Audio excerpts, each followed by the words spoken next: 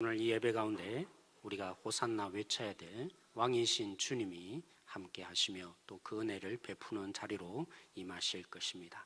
우리 잠시 영상 함께 보도록 하겠습니다.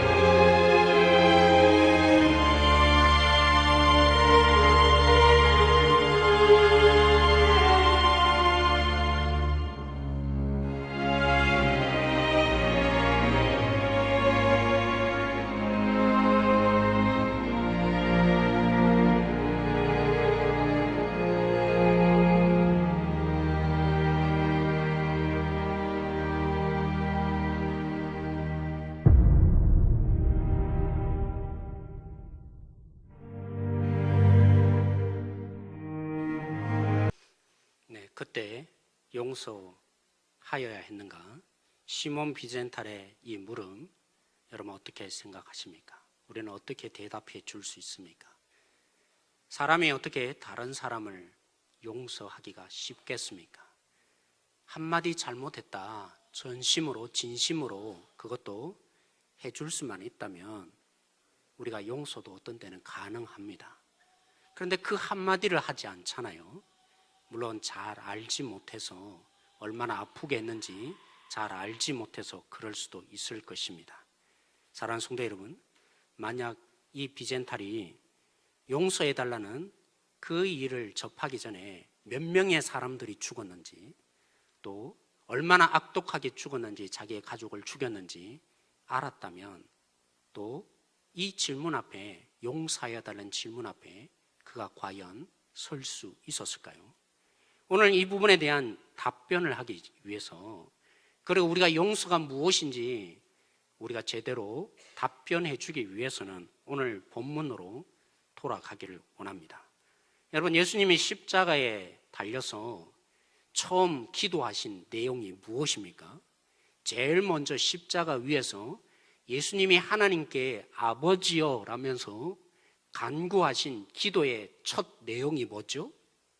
저들을 용서하여 주십시오 라는 것이었습니다. 이 예수님의 말씀하신 걸 조금 이해할 필요가 있는데, 여러분, 예수님의 어디에 지금 있습니까? 십자가형을 당하고 있습니다. 십자가는 예수님만이 아니라 십자가형을 당하는 사람들은 세 가지 단계를 반드시 거치게 되어 있습니다. 첫 번째는 십자가형이 선포되어지면 채찍질을 당하죠. 가죽끈으로 그냥 맞는 정도가 아니죠, 그죠? 그 날카로운 가죽끈에다가 쇠붙이를 붙이게 되어 있습니다.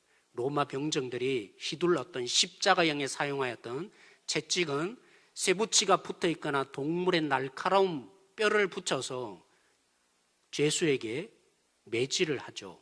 그래서 때리면 어떻게 됩니까? 깊이 박히게 됩니다. 그냥 상처 정도 나는 정도가 아니라 깊이 살찜에 박혀서 흔적이 남죠. 그걸 다시 때리기 위해서 걷어들이면요 살찜이 찢어져서, 그죠? 그런 일들을 거의 반 죽다시피 십자가형을 예수님이 당하셨기 때문에 받으셔야만 했습니다. 그리고 두 번째는 어떻게 합니까?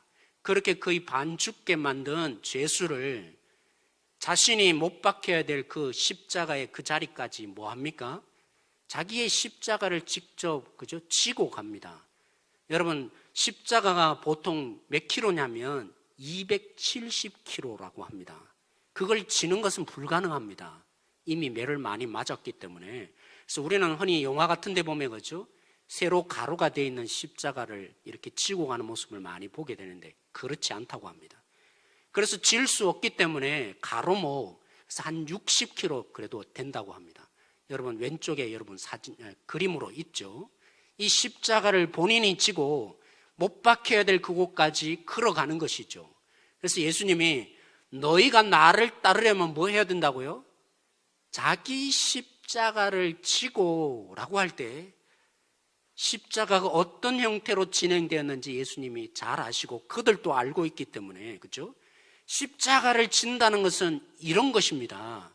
여러분, 내 스스로 져야 될 그 무게를 감당하며 따라가야 예수님을 따라올 수 있다. 그래서 예수님이 그 말씀을 하신 것이죠. 그래서 두 번째 어떻게 한다고요? 사형 선고를 받고 매질을 당하였던 죄수들이 예수님도 스스로 60kg 되는 그 무게를 감당하며 직접 그 십자가를 지고 골고다 언덕까지 오르신 것이죠. 그리고 십자가에 매달립니다. 물론 처음에는, 그죠? 십자가에 못 박기 위해서 양발과 손에 못을 박았습니다. 처음에는 손바닥에 못을 박았죠. 그런데 이 손바닥이 연약하니까 찢어져서 종종 죄수들이 거기에 매달려 있지 않고 떨어집니다. 그래서 예수님 당시에 십자가를 어떻게 못 박았냐면 손바닥에 못 박아서는 안 되니까 또 떨어질 수 있으니까 죄수를 어디에요? 이 손목에다가 내 못을 두 개 다 못 박는 것이죠. 이 손목에 무엇이 흐릅니까? 동맥이 흐릅니다. 그래서 예수님은 십자가에 못 박혀서 철철 피가 걷죠. 쏟을 대로 쏟을 수밖에 없는, 그래서 의학적으로 말을 한다고 합니다.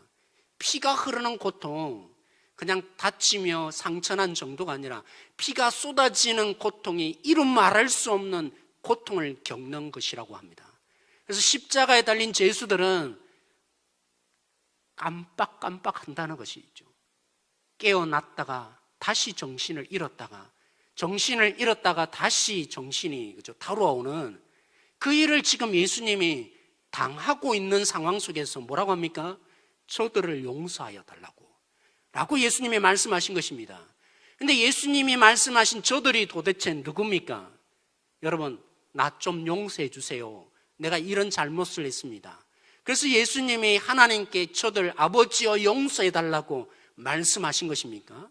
단 한마디도 잘못했습니다 고백한 적이 없습니다. 오늘 저들이 누굽니까? 군병들이었습니다. 예수님 앞에서 뭘 하고 있습니까? 예수님의 십자가에 못 박혀서 옷이 발가벗겨 벗겨졌는데 이득을 보고자 옷을 나누어 가진 자가 군병들이었습니다. 그것도 뭐까지요? 오늘 다음 본문에 나온 것처럼 저들을 용서하여 달라고 하신 예수님이 그렇게 하고 있는데 그들은 이제 속옷마저도 가지겠다고 뭐 하고 있었어요? 제비를 뽑는 그 군병들이었습니다. 그 저들을 용서하여 달라고 예수님이 말씀하신 것이죠. 여러분, 호산나 호산나 오늘 찬양돼서 찬양했는데 얼마 전까지만 해도 이 군중들이 왕이시여 우리 예루살렘으로 오시는 호산나 그렇게 찬송했던 이들 아닙니까? 그들이 지금 뭐 하고 있습니까? 예수님을 마치 공연 관람하듯이, 십자가에 못 박힌 예수님을 공연 관람하듯이 구경꾼으로 지켜보는 그들이었습니다. 그들을 향해서 예수님이 용서하여 주십시오, 용서하여 달라고 기도하신 것이죠. 백성들이야 늘 항상 유행을 따라가고 큰 무리를 쫓아가니까, 대세를 따라가니까 그럴 수 있겠지만 오늘 이 예수님 앞에 있는 관리들이 누굽니까? 성경을 누구보다도 잘 알고 있고 하나님의 뜻이 무엇인지를 분별한다는 그 관리들, 그래서 하나님이 권위를 주셨고 능력을 주셔서 백성들을 하나님의 뜻대로 인도해야 될 목자가 될 그들이 지금 뭐 하고 있습니까? 여러분, 그러시면 안 됩니다. 예수님이 하나님의 아버지의 마음으로 죽어가고 있습니다. 이런 것이 아니라, 예수여, 너가 오늘 여기에서 내려와서 너를 증명해보라고, 너를 구원해보라고 예수님을 조롱하고 있습니다. 그리고 여러분, 예수님 앞에 달렸던 그 악인 강도, 제가 왜 악인이라고 합니까? 강도는 십자가에 달리지 않습니다. 남의 물건을 빼앗고 살인을 했다 할지라도 십자가에 달리는 법이 없습니다. 그런데 왜 이 두 강도는 십자가에 못 박혀 있는 것입니까? 정확하게 알 수는 없지만 워낙 악한 강도였기에 십자가형을 선포하지 않으면 안 되는 강도였던 것이죠. 그런 그가 그럴 처지가 아닐 텐데, 흔히 말하면 그렇죠. 우리가 남을 비판하면 너 그럴 처지가 아닐 텐데 우리가 이러잖아요. 이 강도가 뭐라고 합니까? 그렇게 악한 자로 이 평가를 받고 죽어가는데 뭐라고 합니까? 예수여, 우리와 당신을 구원해 보시지요 라는 평가를 예수님이 당하고 계셨던 것입니다. 그게 예수님이 저들을 용서하여 달라고 오늘 말씀하신 것이죠.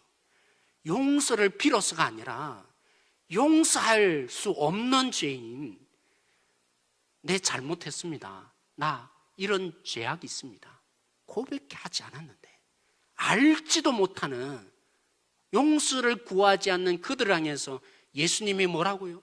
저들을 용서하여 달라고. 그 다음에 뭐라고 합니까? 주여, 저들이 하는 일을 알지 못합니다. 이 말을 오해하지 마십시오. 알지 못하니까 더 용서받을 수 있다, 알지 못하니까 주님이 용서하셔야 된다, 그런 말이 결코 아닙니다. 우리는 그렇죠. 알면서 행하니까 더 악하고 모르고 행하니까 덜 악하다 흔히 생각하는 경향성이 있는데, 물론 그렇습니다. 그런 경우가 종종 있습니다. 여러분, 만나교회를 담임하고 계시는 섬기는 김병삼 목사님, 그분에게도 한 자녀가 있는데 아픔인 거죠. 자녀가 정신적으로 이렇게 어려움을 겪는 자녀를 두고 계셨습니다. 그래서 종종 이 자녀를, 그렇죠? 늘 제어가 안 되니까 약을 먹여야 했습니다. 때로는 목사로서 이 자녀를 때로는 교회 속에서, 그죠? 그러니까 어떤 때는 더 많은 약을 해서 잠잠시켜야 될 때도 있었고, 때로는 목사로서 다른 자녀들보다도 목사이다 보니까 자기 자녀를 더 강압적으로 이렇게 뭔가를 이렇게 질서를 잡아야 하는 그런 아픔이 있었다고 합니다. 그날도 마찬가지로 제어가 안 되는 자신의 자녀 강압적으로 어떻게든 제어했는데, 그러면서 이 힘든 자신의 모습을 보면서 한편으로 안타깝기도 하고 화도 나기도 하고 힘들어하고 있는데, 이렇게 자기에게 묵상이 되었다고 합니다. 너만 힘드냐? 이 말이 무슨 말이겠습니까? 너만 힘드냐? 자기 마음대로 하지 못하는 네 자녀는 얼마나 힘들겠느냐? 그렇게 제압당하는 네 자녀는 얼마나 힘들겠느냐? 목사님이 아비의 심령으로 보니까 그렇구나, 내가 힘든 줄 알았는데 정작 그렇게 제어당하고 있는 내 자녀가 더 힘들겠구나, 그 마음을 깨닫고 설교에서 인용하며 말씀하신 거죠. 사랑하는 성도 여러분, 우리는 남을 보면 잘못되고 이런 부분 고쳐주고 싶은 마음이 왜 안 일어나겠습니까? 문제가 있는 거 왜 고쳐주고 싶지 않겠습니까? 그래서 결국에는 고쳐주잖아요. 내가 견디지 못해서 내 자신 때문에 고쳐주잖아요. 그런데 생각하셔야 합니다. 자기 뜻대로를 내버려두고 그렇게 고침을 받는 그 영혼이 하나님의 자녀로 얼마나 힘들겠습니까? 자기의 뜻과는 달리 그 얘기를 들어야 되고 그 상처를 입는 거 여러분 아십니까? 그렇죠, 사랑하는 성도 여러분. 상대방의 처지를 알면 그렇게까지 할 수 없는 법인 거죠. 저들을 용서하여 주십시오. 저들이 하는 일을 알지 못합니다. 모르니까 주님 용서하여 달라는 말이 결코 아닙니다. 이 말은 이런 의미입니다. 여러분, 공소시효라는 것이 있습니다. 법적으로. 저는 아직도 너무 공의가 강해서 그런지 모르지만, 아니 도둑이 끝까지 안 잡히고 결국에는 시간이 지나면 놓아줘야 하는가, 약간의 그죠? 이 불만함이 있습니다. 이번에 이 부분을 묵상하면서 깨달아졌어요. 왜 공소시효가 있는 건가? 도둑질하면 몇 년 이후에는 그죠? 잡히지 않더라도 더 이상 죄를 묻지 않잖아요. 그 상대방, 김병삼 목사님이 자기 아들의 입장이 되고 보니까 힘들었겠다, 이해된 것처럼 왜 우리는 공소시효가 있습니까? 공소시효가 있는 것은 적어도 인간이라면 그냥 무감각하게 피해 다니지 않잖아요. 정상적인 생활 못합니다. 안 그렇습니까? 도망치는 인생을, 붙잡히지 않을 때까지 계속 도망다녀야 되는 인생. 그리고 하나님이 주신 양심이라는 게 있잖아요. 그냥 잘 지낸 것 같고 밥 먹고 그죠? 오늘도 나보다는 잘 사는 것 같은데 계속해서 마음에 찔림이 왜 없겠습니까? 찌르는 것이죠. 그래서 이 정도 기간이라면 그가 충분히 죄의 대가를 치렀겠다. 누가 그럽니까? 죄가 뭔지를 알고 그 죄를 향해서 정이 되었고, 그래서 그 죄를 향해서 달아나는 범죄인들, 죄인지도 모르면 그죠? 우리 모두가 죄가 아니라고 하면 그런 일은 없겠죠. 적어도 죄를 알면 그는 힘듭니다. 고쳐질 가망성이 그래도 남아 있습니다. 그러나 죄인 줄 알지 못하면 뭡니까? 우리는 모르니까 더 용서받을 수 있을 거라 생각하지만 아닙니다. 오늘 예수님이 말씀하신 것은 저들이 저들을 죄를 알지 못합니다. 말은 무슨 말입니까? 모르니까 더 악독한 것이죠. 모르니까 고쳐질 가망성이 1%도 없는 거죠. 마태복음 27장 25절에 백성들이 대답합니다. 우리 같이 한번 읽어볼까요? 같이 읽겠습니다. 시작. 백성이 다 대답하여 이르되 그 피를 우리와 우리 자손에게 돌릴지어다 하거늘. 여러분, 빌라도가 예수님을 신문한 결과 죄가 없는 걸 알았습니다. 놓아주려고 하는데 백성들이 뭐였습니까? 절대로 놓아주면 안 된다고. 바나바를 놓아줄 때 절대로 이 예수님을 놓아줘서는 안 된다고. 그리고 예수님을 못 박으라고 빌라도가 그죠? 너희들 때문에 내가 결국 이런 것이지 나는 죄가 없다 하고 손을 씻었고, 그래서 너희 죄다 하니까 이들이 이 고백을 했어요. 예수를 죽인 그 피의 대가 누구에게 돌리라고요? 우리와 우리 자손에게 돌릴지어다. 얼마나 어마무시한 이 얘기입니까? 이게 뭔지를 알았다면 예수님이 지금 죄인으로 죽는 것이 아니라 의인으로 죽는, 아니죠, 하나님의 아들로 죽는 죽음임을 이들이 알았다면 그 피의 대가, 그들이 이제 보상받게 될 텐데, 하나님이 진노하여서 그들이 입 못 박은 대로 하나님이 예수 그리스도의 핏값을 그들에게 감당시킬 텐데 어떻게 그 말을 할 수 있었겠습니까? 그런 그들을 향해서 예수님이 뭐라고 합니까? 저들을 용서하여 주십시오. 단 1%도 자신의 죄를 모르는 자들, 살아날 가망성이 없는 자들, 의인이 될 수 없는 저들, 죄악투성인 그들, 고쳐질 수 없는 저들, 하나님, 저 가망성이 없는 저들을 하나님 아버지요 용서하여 주십시오. 예수님이 기도하신 것이죠. 십자가 위에서 기도하신 것이죠. 지금 예수님이 어떤 상태라고요? 종종 보면 제 집에서 제일 불쌍한 사람이 제 아내입니다. 왜냐하면 교회에서 그렇죠? 에너지를 다 쏟고 집에 오면 제 마음이 때로는 여유가 없어서 누구를 가장 여유 없게 대합니까? 때로는 우리 성도님 뭐라고 말하든지 때로는 좀 참기도 합니다. 근데 집에 가면 에너지를 다 쏟고 나서 그죠? 한치도 에너지가 없을 때가 있을 때, 그럴 때 제 아내가 조금 섭섭한 말을 하면 제가 어떻게 합니까? 반응하잖아요. 이 인간의 이 본성대로 반응하잖아요. 예수님이 지금 십자가에 못 박혔는데 그것도 어떤 상태에 있습니까? 모든 사람들이 주여 잘못했습니다 고백하는 자리가 아니라 단 1%도 가망성이 없는 죄인들, 살아날 수 없는 그 가망성이 없는 죄인을 향해서 용서를 기도하고 계신 예수님이었습니다. 이 기도에 하나님이 응답하셨기에, 이 기도에 하나님이 들으셨기에, 여러분 오순절날 다음에 설교하겠지만 베드로가 얘기하잖아요. 너희들이 핏값을 받겠다고 한 너희들, 그 예수가 누군지 아느냐? 하나님의 아들이셨다. 그런 자를 너희들이 죽였다라는 이 설교를 들은 그들이 어땠다고요? 마음이 찔려서 우리가 어찌할꼬, 이 반응이 왜 일어났겠습니까? 용서하여 달라는 예수님의 기도에 응답하신 하나님의 결과 아니겠습니까? 스데반을 돌로 쳐 죽일 때 마땅하다고 여겼던 바울이 날마다 그의 마음속에 그때만 생각하면, 내가 복음을 전하지 않으면 나는 정말 개구리 올챙이 시절 모르는 자라고, 복음에 대해서 그토록 무거운 이 마음의 부담감을 이방인을 향해서 가졌던 이유가 뭐겠습니까? 그때를 떠오르는 거죠.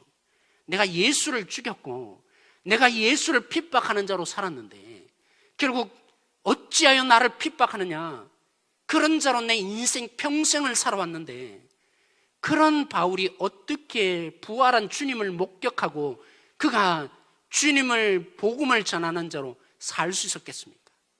저들을 용서하여 주십시오. 십자가 위에서 단 한치도 용서하지 않는 그들을 향해서 용서의 기도를 하신 예수님 때문에 아니겠습니까? 오늘 우리가 어떤 때는 그렇죠, 이 예배의 자리, 거룩하신 하나님이 여기에 계시는데 딴 생각을 해도 우리는 괜찮습니다. 좀 좋으셔도 괜찮습니다.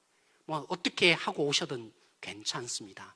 이 담대함이 도대체 어디서 오는 것입니까? 오늘 또 우리가 하나님께 담대함으로 나아갈 수 있는 은혜의 용서의 자리로 나갈 수 있는 이유가 어디 있습니까? 우리가 어떻게 해서 하나님의 자녀로 서 있을 수 있다는 이 자신감이 도대체 어디서 온 것입니까? 십자가에 달려서 저들을 용서하여 달라는 예수님의 그 기도를 들으신 하나님 때문 아니겠습니까? 이 예수님을 믿었고 이 예수님이 오늘 우리 속에 살아서 역사하고 있기에 우리는 이제 답변할 수 있습니다. 내가 그때 용서하였을까? 했어야 됐을까? 나는 용서할 수 있는 건가? 오늘 우리는 십자가 위에 달려서 그렇게 기도하신 열매인 우리들이라면 오늘 우리는 정확하게 대답할 수 있습니다. 마지막 영상 하나 더 보도록 하겠습니다.